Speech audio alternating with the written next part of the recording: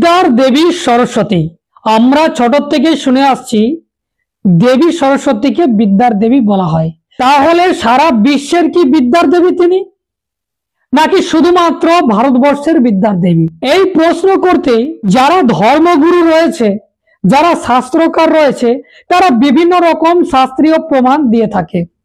কিন্তু আমি আজকে যে বিষয়টি আপনাদের সামনে তুলে ধরবো সেটা কোনো শাস্ত্রীয় প্রমাণ হবে না, সেটা যে পৌরাণিক গল্প কাহিনী রয়েছে সরস্বতীর বিষয়ে এবং আজকের বাস্তবিক যে চরিত্র, সেই দুটি বিষয়কে আজকে আপনাদের সামনে তুলে ধরবো এবং আপনারা এটা জানতে পারবেন যে সত্যি এই বিদ্যার দেবী আসলে কাদের বিদ্যার দেবী, এই দেশের বিদ্যার দেবী নাকি শুধুমাত্র ব্রাহ্মণ আর বামুনদের বিদ্যার দেবী।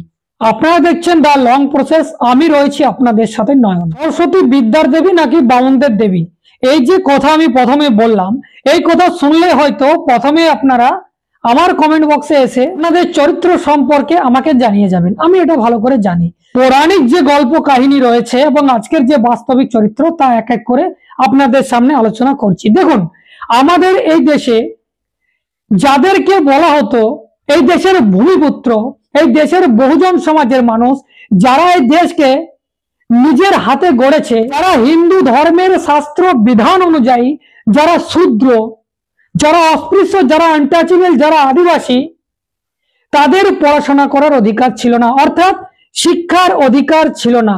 কখন ছিল না? না 1950 সালের আগে কোনো শিক্ষার অধিকার ছিল না। কাদের শিক্ষার অধিকার ছিল?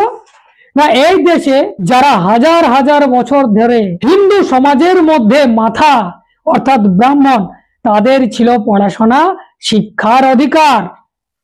তাহলে প্রথম এখানে যে প্রশ্ন করলাম যে সরস্বতী সত্যি কি বিদ্যার দেবী নাকি ইনি ব্রাহ্মণদের না বামুনদের দেবী? এবার আপনারা বলুন, যে দিন পড়াশোনা করার অধিকার ছিল না, শিক্ষার অধিকার ছিল না এই দেশের মানুষের, সেদিন এই সরস্বতী কেন বরদান দেয়নি? অবশ্যই কমেন্ট বক্সে আপনারা কমেন্ট করে জানাবেন।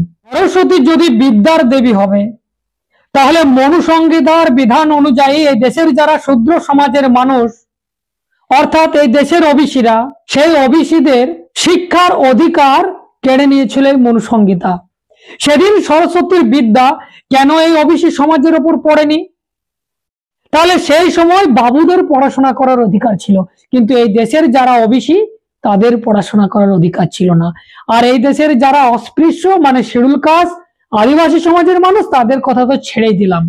তাহলে এই বিদ্যার দেবী বামুনদের নাকি এই দেশের বহুজন সমাজের?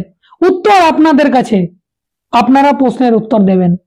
সরস্বতীর সাথে আমার কোনো শত্রুতা নেই, কে পুজো করবে কে পুজো করবে না সেটা নিয়েও আমি কিন্তু বাধা দেব না, যার যা খুশি করতে পারে।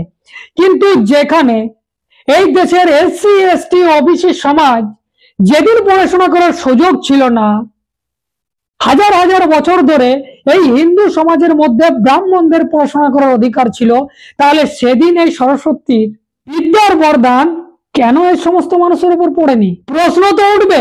যারা আজকে শাস্ত্র নিয়ে আলোচনা করে, যারা আজকে শাস্ত্র নিয়ে ব্যাখ্যা দেয়, যারা সরস্বতীর বর্ণনা দেয়, আজকে বাস্তব চরিত্রে, বাস্তব দিনে দাঁড়িয়ে বাস্তব কথা যদি আজকে তুলে ধরি, তাহলে সরস্বতী যদি বিদ্যার দেবী হবে আর সেই বিদ্যা নিয়ে যদি আমরা উন্নতশীল হয়ে উঠব, তাহলে সেই বিদ্যা আমেরিকা, চীন, জাপানে কেন, এখানে কেন উন্নত শহর তৈরি হচ্ছে, কেন সেখানে ছেলেরা দিন দিন ডেভেলপ করছে, আমাদের এই দেশে না খেতে পেয়ে অনাহারে কেন মরছে মানুষ? প্রশ্নের উত্তর কে দেবে? আমাদের এই দেশে শুধু শিক্ষার দেবী বলে নয়, আমাদের এই দেশে বহু দেবদেবী আছে, কিন্তু তবু আমরা দিনের পর দিন পিছিয়ে যাচ্ছি। দেশে বিদ্যার দেবী আছে, অথচ লাগাতার স্কুল বিশ্ববিদ্যালয়গুলো তছনছ হয়ে যাচ্ছে, স্কুল বন্ধ হয়ে যাচ্ছে, দেবীর বরদান পড়ছে না। বরদান কাদের পড়ছে? না বাবুদের ওপরে। তাহলে এই দেবী আসলে কাদের দেবী? তাহলে কাদের আমরা গল্প কাহিনী শাস্ত্রতে এই দেবীর বর্ণনা পাই? তাহলে যাদের দেবী তারা পুজো করবে না।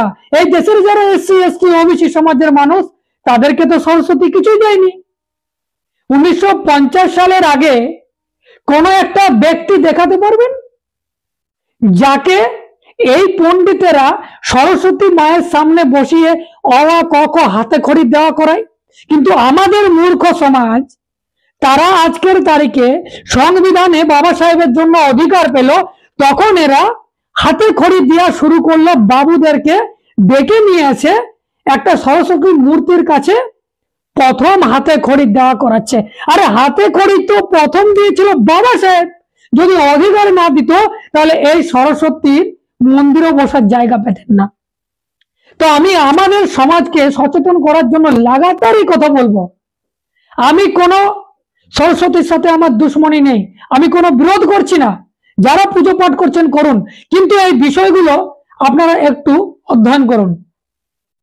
যে যখন আপনাদের শিক্ষা ছিল না, যখন অধিকার ছিল না, আপনার পূর্বপুরুষদের অধিকার ছিল না, তখন এই সরস্বতী, এই দেবী তখন কি করছিল? তখন শুধুমাত্র এই হিন্দু সমাজের মধ্যে ব্রাহ্মণ, ক্ষত্রিয় আর বৈশ্যদের পড়াশোনা করার অধিকার ছিল। তাহলে আপনারা বলুন যে এটা সত্যি বিদ্যার দেবী নাকি এ বাউনদের দেবী, ব্রাহ্মণদের দেবী?